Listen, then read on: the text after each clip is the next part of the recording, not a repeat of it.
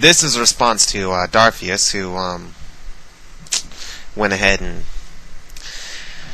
took me up in this little video challenge debate. Thing he asked me was, he challenged me on living an immoral life. I asked for reasons to live an immoral life, and what he did was he gave me reasons to act immoral in specific situations.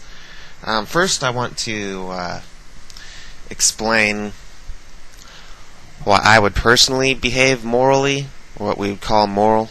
I'm a little bit of a fan of Immanuel Kant, who actually was a Christian philosopher, and his main argument was that we should treat each other with respect. He argued that morality was a respect to your fellow human beings because they are your fellow human beings. What he called the categorical human imperative something. I'm not sure. I'll have to look it up. Basically, I behave morally because you could say I have a love of mankind. And that may itself not be rooted in anything logical, except that I don't ever make an argument that everything in your life has to have some kind of logical basis.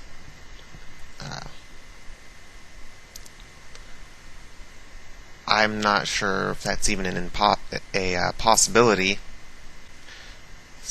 Some people might be confused and say, well, if that's true, then why not believe in God? Well, the thing is, there's no reason to, and unless there is a logical reason to, or some other reason to, at least, doesn't necessarily have to be logical. I mean, if you can give me a truly good pragmatic reason to, then it'd be something to consider. I don't think it's required for anything. Like I said, it's not required for morality. If you have a love of mankind, you want to treat your fellow humans with respect. Now, that's why in those specific situations he mentioned, robbing a bank, for example, it would hurt too many people. The other situation, if I was on an island alone with one other person, and he was not eating his fair share, possibly leading to the early demise of both of us, I think that that's not an all or nothing situation. I think there are other middle paths you could take. You could try knocking the guy out, try and knock some sense into him, and until he does get any sense, tie him up and force him to only have his proper share. I mean, that could actually be the most moral route, because you could eventually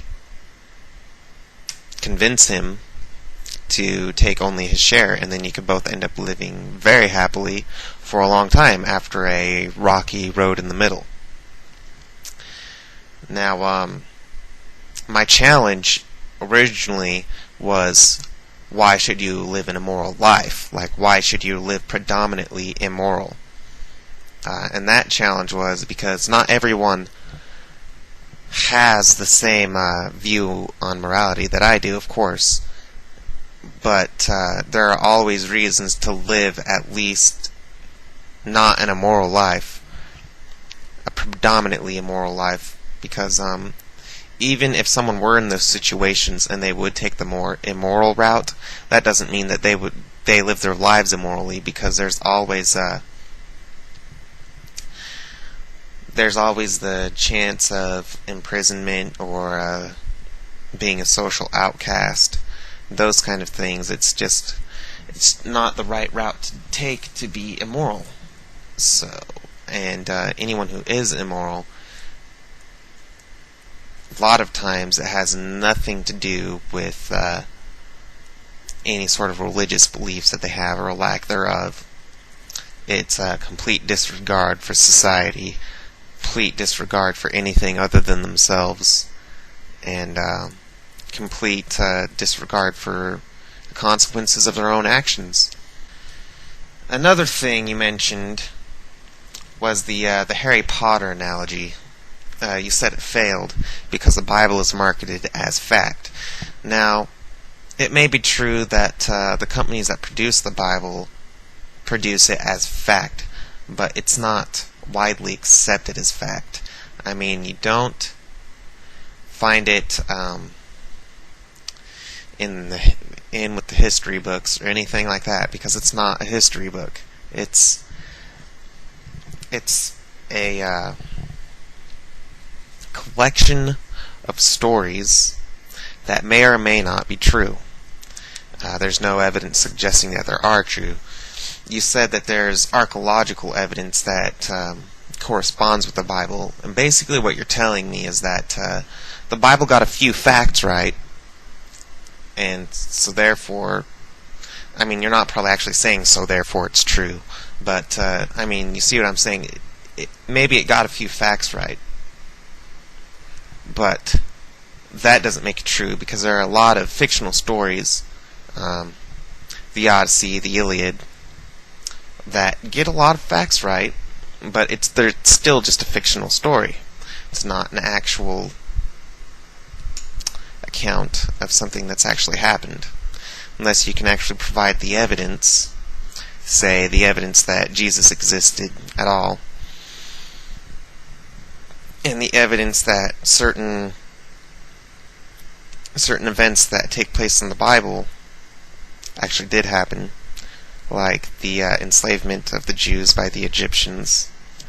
There's no evidence to back that up.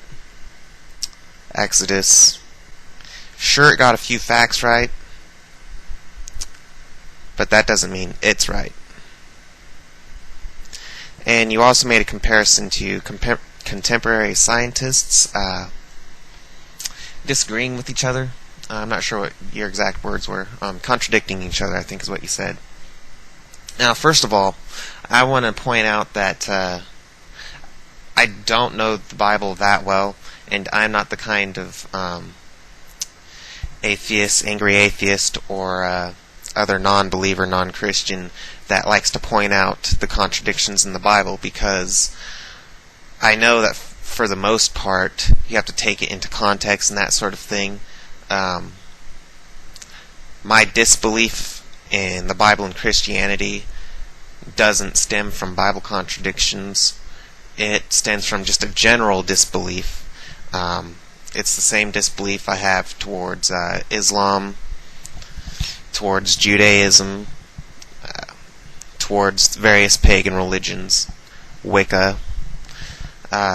It's just an overall general disbelief in anything supernatural. So I just wanted to point out that I'm not the kind of... I don't look for contradictions, because I think that there are far better arguments than just pointing out specific contradictions in a specific book. I think that's a little retarded. But I did want to say that a lot of scientists, although they might have differing hypotheses and differing ideas, that they don't actually contradict each other when it comes to the actual foundations of theories that they agree on, like the theory of evolution. That's a big hot topic. Any scientist worth his salt accepts evolution. They may disagree on whether it's standard evolution or punctuated equilibrium. Might disagree on the details, but evolution itself is accepted as a fact among scientists. Two popes have gone on record as saying that evolution has nothing to do with the Christian faith. It doesn't contradict it. It just has nothing to do with it. Anyways, I'm just going to leave it at that before I get on some kind of big spiel. I hope I answered your questions, clarified a few things. Ta-ta!